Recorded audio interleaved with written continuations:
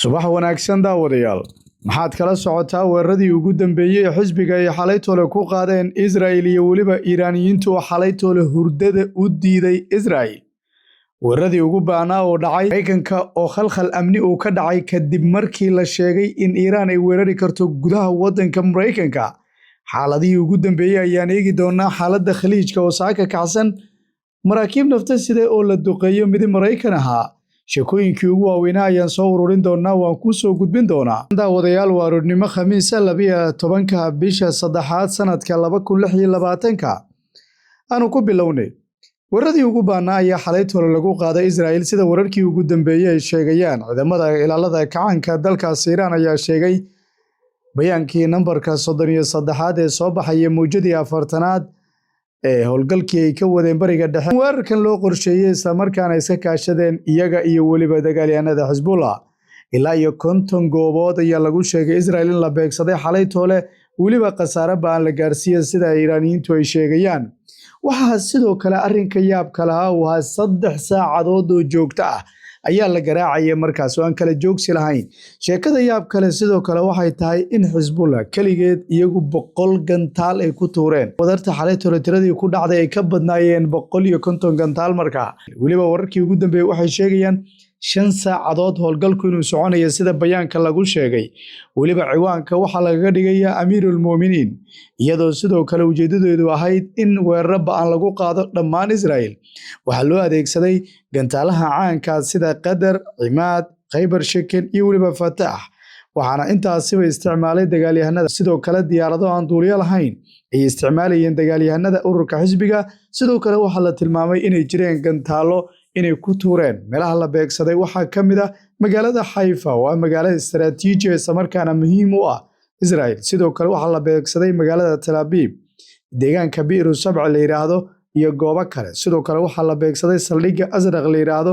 iyo Khazraj ee halkaas oo la tilmaamayo inay fariisimo ay ku leeyihiin ciidamada wadankaasi Mareykanka ee ku sugan goobahaasi sida Israa'iiliyiintu la soo sheegayo dhawaqa digninaha bixiyay iyo waliba markaasi bayaan ay soo saartay wasaaradda arrimaha gudaha Israel ayaa lagu sheegay in dadku ay ka fogaadaan goobaha qatarta ka jirto waayo habeenkii xalay toole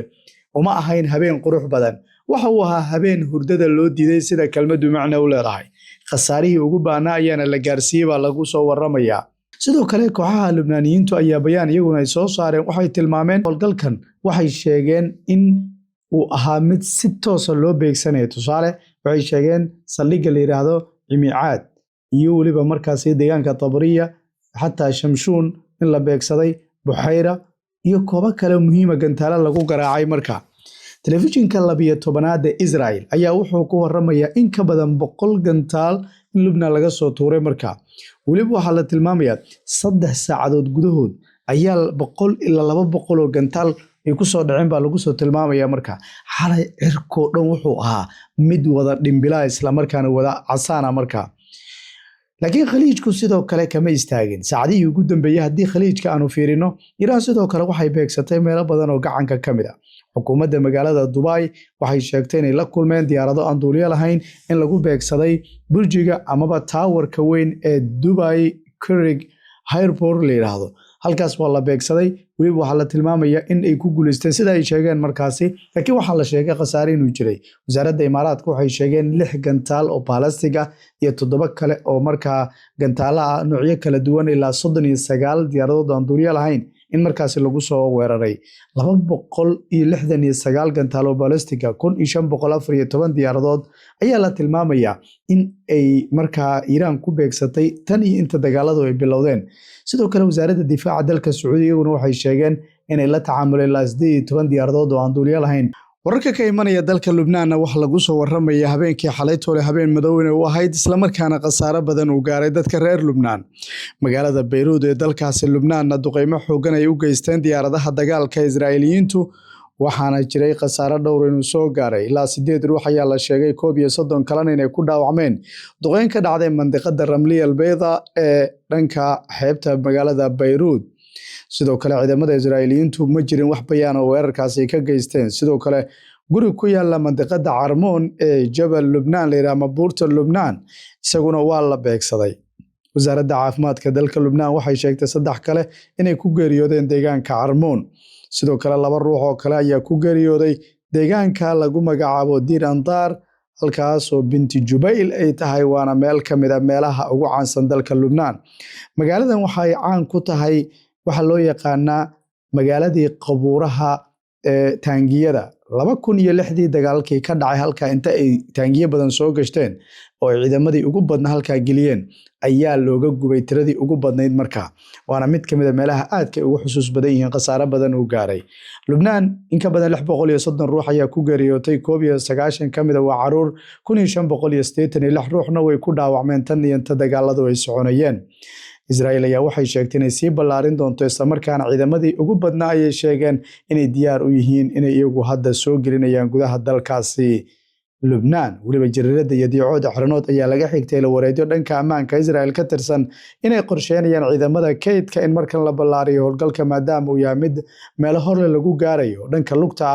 mushkiladda ugu weyn waxay tahay 100,000 oo askari baa markaasi lagu soo daayay halka 10,000 oo askari baa halka u joogta 3,000 ayaana dadka hadda dagaalamaya lagu sheegay marka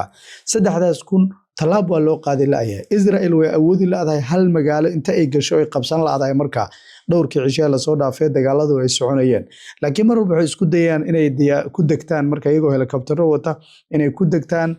marka magaalo hor leh laakiin halka iska horimaad markuu dhaco arkaysa iyadoo laga kala cararayo ama markay degtaan ay rabaan inay isku fidiyaan xaafadda waa lagu jibinayaa way ka baxayaan marka hadda waxay leeyihiin ciidamo kale ayaan doonaynaa inaan anagu qoranno markaasi.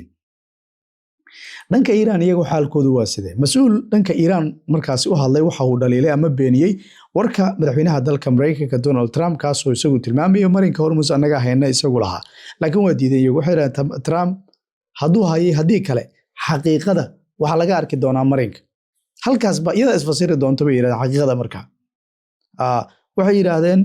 cid kasta halkaas rabta inay marto anaga ay go'aan naga qaadan doontaa anaga dhihi doono soo maraysa